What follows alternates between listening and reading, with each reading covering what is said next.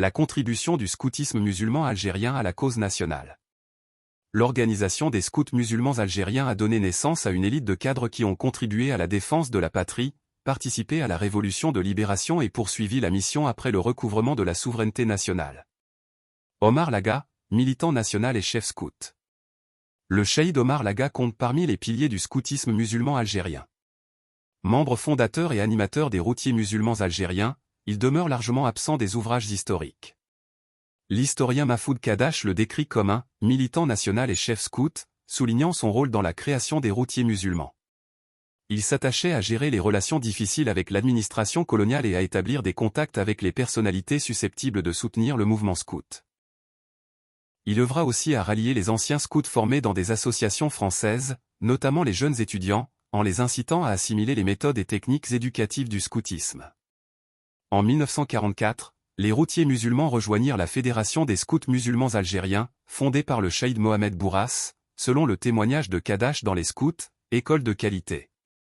En tant que vice-président, Omar Laga fut chargé de représenter le mouvement auprès du scoutisme français et de défendre les droits des scouts musulmans algériens auprès de l'administration coloniale. Sa mission était ardue, convaincre les responsables des associations scouts françaises du bien-fondé des aspirations nationales algériennes, tout en affirmant le droit des scouts musulmans à pratiquer un véritable scoutisme et à nouer des relations fraternelles avec les autres mouvements. Grâce à sa ténacité et à ses démarches auprès de députés ainsi qu'à la compréhension de certains responsables du scoutisme français, Omar Laga obtint des droits et privilèges que l'administration coloniale refusait initialement. Après les manifestations du 8 mai 1945, il se mobilisa pour défendre le mouvement scout, exiger la libération des détenus et lever l'interdiction qui frappait les troupes scouts dans le Constantinois et en Kabylie. Avec d'autres responsables, il rejoignit le Parti du peuple algérien, PPA, et intégra la nouvelle direction des scouts lors de l'Assemblée générale tenue à Sidi Fredj en 1948, refusant de se plier aux injonctions coloniales visant à écarter les militants proches du PPA. Il fut à la tête de la délégation scout algérienne envoyée à Prague en 1947, où, aux côtés des étudiants musulmans algériens, il présenta les revendications nationales. Ces revendications furent réitérées à Budapest, 1951, et à Bucarest, 1953. En 1954, il conduisit une délégation au Caire et fut reçu par le président Jamal Abdel Nasser, qui salua l'existence d'une jeunesse algérienne organisée, fidèle à sa patrie et prête au combat pour la libération. Arrêté au lendemain du 1er novembre 1954, Omar Laga passa 3 mois à la prison de Barberousse. Libéré, il reprit ses activités scouts sous la direction de l'Arbi Ben Midi, qui lui confia la tâche de maintenir la continuité du mouvement. Menacé d'arrestation, il s'exila en France quelques mois avant de revenir en Algérie, où il fut de nouveau arrêté en 1957. Depuis, nul n'a retrouvé sa trace.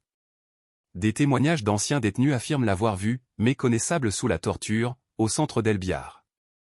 Malgré les démarches de sa famille, de ses camarades scouts et même de responsables scouts français et du cardinal Duval, il fut annoncé officieusement qu'il avait succombé aux tortures infligées par les parachutistes. Omar Laga tomba ainsi en martyr, symbole de l'engagement scout au service de la cause nationale. Amo Boutlilis, le « martyr sans tombe ». Le cheikh Amo Boutlilis fut l'un des pionniers du scoutisme dans l'ouest algérien. Militant du PPA dès 1939, il participa en 1945 à la création du mouvement des Amis du Manifeste et de la Liberté, AML. Actif dans l'organisation de nombreuses manifestations entre 1945 et 1947, il fut, selon son compagnon H. Ben Allah, assassiné par l'organisation parallèle, les Mains Rouges, liée aux autorités coloniales. Membre du comité central du PPA et conseiller municipal au sein du MTLD, il fut candidat aux élections du Conseil algérien. Arrêté en avril 1950 pour appartenance à l'organisation spéciale, OS, où il commandait une cellule aux côtés de Mohamed Kider, Ahmed Ben Bella et Bouchaïb, il fut condamné à 6 ans de prison et à 10 ans de déchéance civile. Détenu à Serkadji, Lambès puis Cholef, il mena une grève de la faim de 37 jours pour dénoncer les mauvais traitements. En 1952, il écopa de cette année supplémentaire pour son rôle dans l'attaque de la poste d'Oran, 1949. Libéré le 20 octobre 1957, il disparut aussitôt, et son corps ne fut jamais retrouvé, d'où son surnom de « martyr sans tombe ». Tahar Tadjini, chef éminent. Né le 16 mars 1916 à Ain Madi, Lagoua, Tahar Tadjini fit ses études au Maroc, puis à Alger pour préparer une licence de lettres. Il devint secrétaire de la direction des scouts en 1940. Après l'exécution de Mohamed Bourras, il fut déporté par l'administration coloniale à Marseille, puis affecté au lycée de Skikda en 1941. Il dirigea la Fédération des scouts musulmans jusqu'en 1948, année où il en devint le chef général. Après la scission, il conserva cette fonction. En 1955, il rejoignit le FLN, intégrant les réseaux d'information. Condamné par contumace à 20 ans de travaux forcés, il se réfugia au Maroc. Après l'indépendance, il participa à la conférence d'unification scout en septembre 1962, puis se consacra à l'éducation.